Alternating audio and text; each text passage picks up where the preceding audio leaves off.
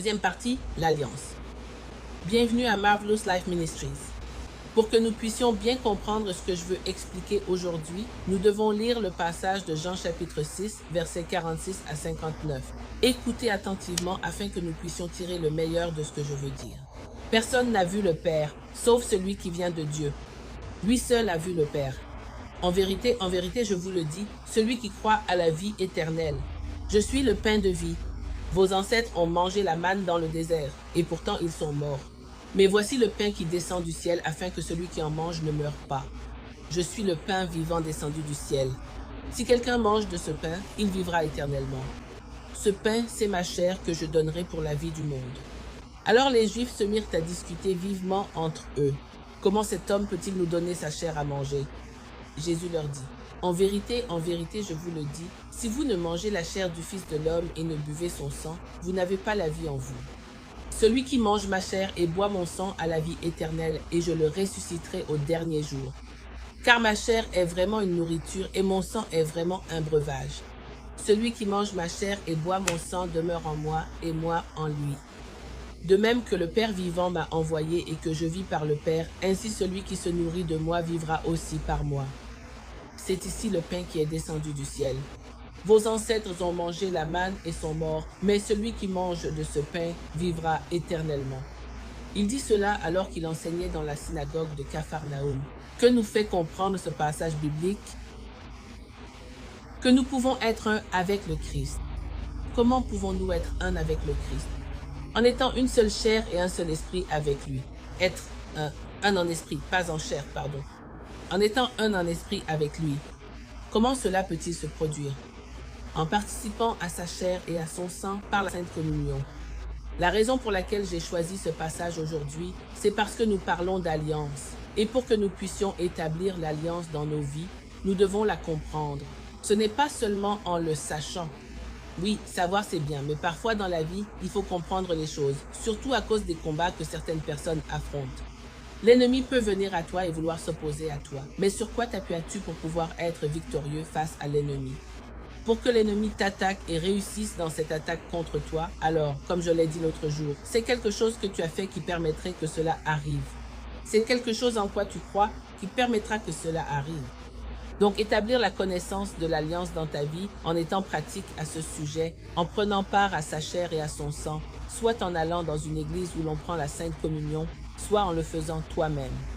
Cela établit que tu es un avec Christ, car si le diable te combat avec ses agents, il te combat avec une alliance. Le diable ne combattra personne avec qui il ne veut pas, ou avec qui il n'a pas d'alliance, ou essaie d'avoir une alliance. Permettez-moi d'utiliser ce mot. Le diable peut essayer de faire une alliance avec toi avant de te dire ce qu'il veut te faire. Et c'est comme ça que ça fonctionne.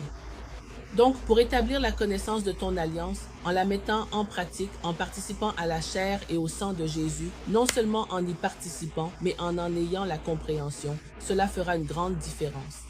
Quand tu manges la chair, quand tu bois le sang de Jésus, tu es désormais un avec lui. Par conséquent, il n'y a aucun pouvoir sur terre qui puisse s'opposer à toi. Quand je suis ainsi, ce qui n'a pas pu détruire Jésus ne peut pas me détruire non plus. Ce qui n'a pas pu tuer Jésus ne peut pas me tuer. Ce qui n'a pas pu arrêter Jésus ne peut pas l'arrêter, parce que je suis un avec lui. Je mange sa chair, je bois son sang. Je suis un avec lui. Si tu établis cette compréhension en toi, l'ennemi combattra mais échouera. La Bible dit qu'aucune arme forgée contre nous ne prospérera. Alors comment l'arme de l'ennemi pourrait-elle prospérer quand tu connais la vérité et que la vérité t'a rendu libre? L'ennemi peut venir contre toi. Il peut y avoir des choses qui se passent dans ta famille en ce moment ou des problèmes récurrents dans ta famille, mais ils ne peuvent pas prospérer dans ta propre vie. Pourquoi? Parce que tu sais que tu es un avec Christ. L'esprit en toi est l'esprit de Dieu, ce qui signifie que tout ce qui vient contre toi échouera. Si un démon essaie de venir contre toi, il échouera. Si quoi que ce soit, si l'échec essaie de venir contre toi, il échouera. Si des problèmes essaient de venir contre toi, ils échoueront. Pourquoi? Parce que tu es un avec Christ, tu ne peux établir que ce qu'il a. Tu ne peux expérimenter que les choses qu'il a dit que tu expérimenterais. Ce que la parole de Dieu dit, c'est ce que tu expérimenteras, parce que tu l'as établi dans ta vie. Donc cette alliance est très importante, manger la chair et boire le sang de Jésus et avoir une bonne compréhension de quand l'ennemi nous combat, Quand l'ennemi vient contre nous, il vient contre nous à cause des choses auxquelles nous ne croyons pas. C'est à cause des choses que nous n'avons pas établies comme règles dans nos vies. Pourquoi? Comment? Véritable constance. Gloire au Seigneur. C'est par la constance que nous établissons ces choses comme une règle dans nos vies. Lorsque nous participons à la chair et au sang de Jésus et que nous le faisons régulièrement, nous l'établissons comme une règle dans nos vies. L'ennemi essaie de savoir que, comment l'ennemi voudrait-il entrer? L'ennemi ne peut plus entrer parce qu'il voit que nous mangeons la chair de Jésus, que nous buvons son sang. Nous sommes un avec lui au quotidien. Ceci n'en est qu'une partie. Le pacte concerne différentes choses, mais c'est une partie qui va vraiment nous aider. C'est la partie la plus importante. Quand nous mangeons la chair et buvons le sang de Jésus, nous sommes désormais un avec le Christ. Comment pourrions-nous être un avec n'importe quelle fondation? Comment pourrions-nous être un avec une sorcière, un sorcier ou quiconque n'est pas du Christ? Nous ne sommes plus à ce stade, car nous sommes participants de la chair et du sang de Jésus. Cela doit être établi dans notre esprit. Comme je l'ai dit, ce n'en est qu'une partie, parce que vous devez comprendre. La compréhension, c'est tout.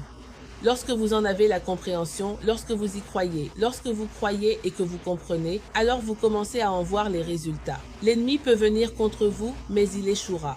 Pourquoi? Parce que vous avez une alliance avec le Seigneur. Quand l'ennemi dit que c'est ainsi que votre vie va se dérouler, vous dites à l'ennemi que non, votre vie ne peut pas se passer ainsi, qu'elle va prendre une autre direction. Pourquoi? Parce que vous avez une alliance avec le Christ. Par conséquent, tout ce que dit la Bible, à cause de l'alliance que vous avez avec le Christ, tout ce que dit la Bible, c'est ce qui va arriver dans votre vie, et non ce que l'ennemi veut voir arriver dans votre vie. C'est donc quelque chose que nous devons établir en tant que chrétiens. C'est quelque chose que nous devons comprendre. Parce que si l'ennemi vient vers vous et essaie de vous combattre, vous dit « Regarde, voilà ce qui va t'arriver », il le dit parce qu'il pense avoir une alliance avec vous. L'ennemi ne vous combattra pas s'il ne pense pas avoir une alliance avec vous. Et la plupart du temps, ces personnes qui s'opposent à vous peuvent gagner si vous n'êtes pas spirituellement vivant, si vous n'êtes pas spirituellement éclairé, si vous ne comprenez pas ce qui se passe dans l'esprit.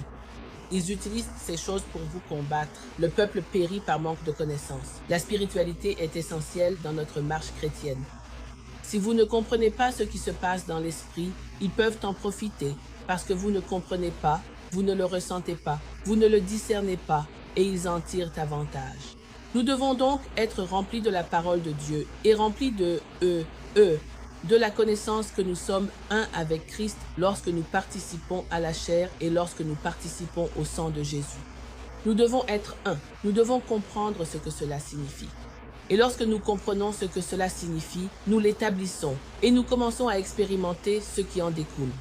Dieu ne nous a pas donné un esprit de peur, mais de puissance, d'amour et de sagesse. Lorsque nous sommes un avec lui, nous avons l'Esprit Saint, nous avons la puissance, nous avons l'amour en nous. Par conséquent, nous ne pouvons plus être manipulés. L'ennemi ne peut pas nous dire quelque chose et que cela s'accomplisse dans nos vies. Pourquoi? Parce que nous sommes un avec Christ. Les paroles de l'ennemi n'ont aucun pouvoir. Quoi qu'il fasse, cela n'a plus de sens pour nous. Nous sommes un avec Christ. Nous faisons l'expérience de ce que Christ veut que nous vivions et non de ce que l'ennemi fait, dit ou accomplit. Ils perdent leur temps car nous sommes un avec Christ. Et lorsque tu fais cela de façon constante, tu en fais une règle, tu l'établis et tu deviens comme Christ. Tout le monde verra que tu es désormais comme Christ. Tout le monde verra Dieu en toi. Alors des résultats en découleront également. Que Dieu te bénisse. Je reviendrai avec la 3e partie. Et je prie que le Seigneur fasse quelque chose de nouveau dans ta vie alors que je transmets ce message au nom de Jésus. À très bientôt.